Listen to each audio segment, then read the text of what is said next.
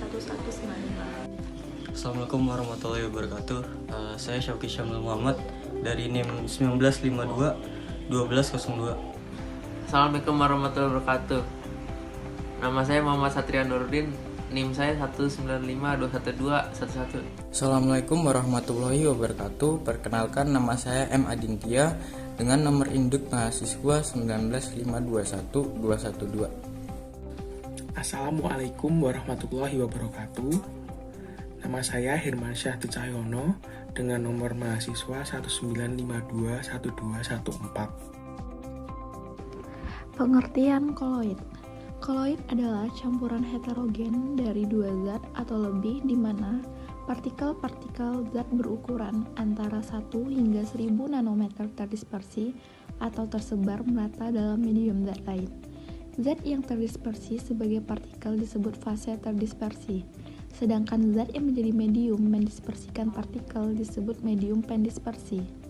Secara makroskopis, koloid terlihat seperti larutan, di mana terbentuk campuran homogen dari zat larut dan pelarut. Namun, secara mikroskopis terlihat seperti suspensi, yakni campuran heterogen di mana masing-masing komponen campuran cenderung saling memisah.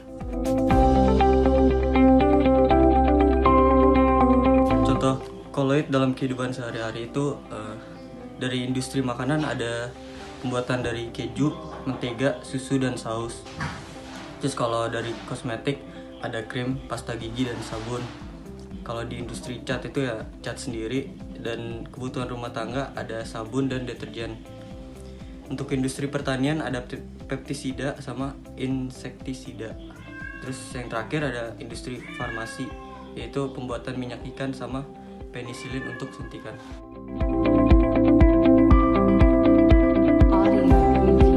Saya akan mempresentasikan tentang penerapan dalam industri. Dalam dunia industri, proses penjernihan air memiliki prinsip yang sama pada proses penjernihan air sumur di rumah tangga yang menggunakan alat filter air sumur. Akan tetapi, volume atau kapasitas yang digunakan lebih besar daripada proses penjernihan air sumur untuk skala rumah tangga. Contoh perusahaan yang menggunakan prinsip sistem koloid adalah perusahaan daerah air minum. Penjernihan air dilakukan secara bertahap. Mula-mula mengendapkan atau menyaring bahan-bahan yang tidak terlarut dengan saringan pasir. Kemudian air yang telah disaring ditambah zat kimia, misalnya tawas atau aluminium sulfat, dan kapur agar kotoran menggumpal dan selanjutnya mengendap, dan kaporit atau kapur klor untuk membasmi bibit-bibit penyakit. Air yang dihasilkan dari penjernihan itu apabila akan dipakai sebagai air minum harus dimasak terlebih dahulu sampai mendidih.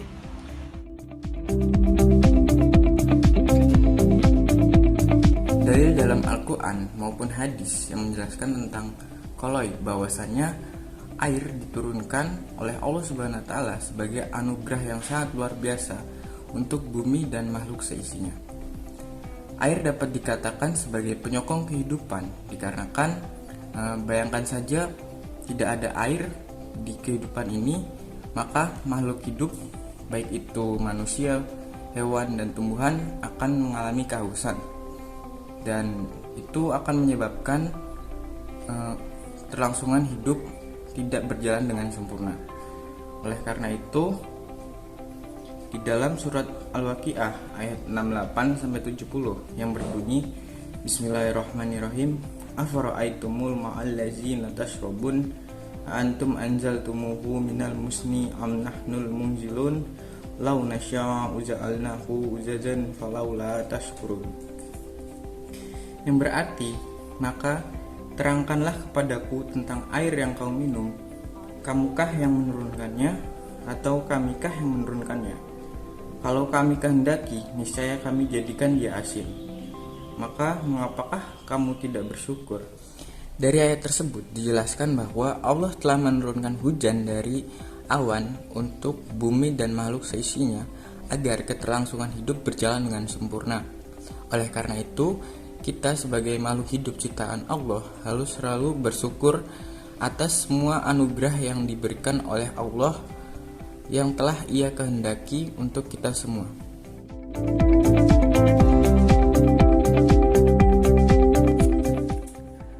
Dari penjelasan tentang materi koloid tersebut dapat disimpulkan bahwa kita tidak bisa lepas dari prinsip koloid. Hal tersebut dapat diketahui dari penggunaan prinsip koloid dalam kehidupan kita sehari-hari, dengan contohnya yakni penjernihan air. Dalam Al-Quran telah dijelaskan bahwa Allah Subhanahu wa Ta'ala telah menurunkan air untuk makhluk hidup yang ada di bumi, yang berupa air hujan, di mana kita memanfaatkan air hujan tersebut untuk kehidupan kita sehari-hari yang melalui proses penjernihan terlebih dahulu. Sehingga hal tersebut membuktikan bahwa kita memang membutuhkan prinsip koloid dan tidak bisa lepas dari prinsip koloid dalam kehidupan kita sehari-hari. Sekian presentasi dari kami.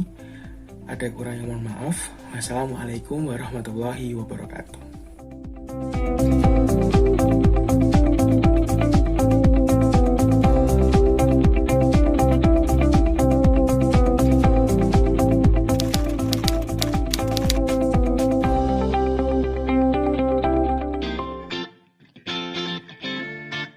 Halo, sebelumnya Sobat sudah tahu kan dengan 3 sumber air? Ketiga sumber air tersebut sering dimanfaatkan oleh perusahaan daerah air minum atau PDAM untuk memenuhi kebutuhan air bersih kita loh. Pimpo mau jelasin nih bagaimana PDAM mengolah air. Pada tahapan pertama, air dialirkan ke bak prasedimentasi. Tahap ini merupakan tahap pemisahan air dengan lumpur.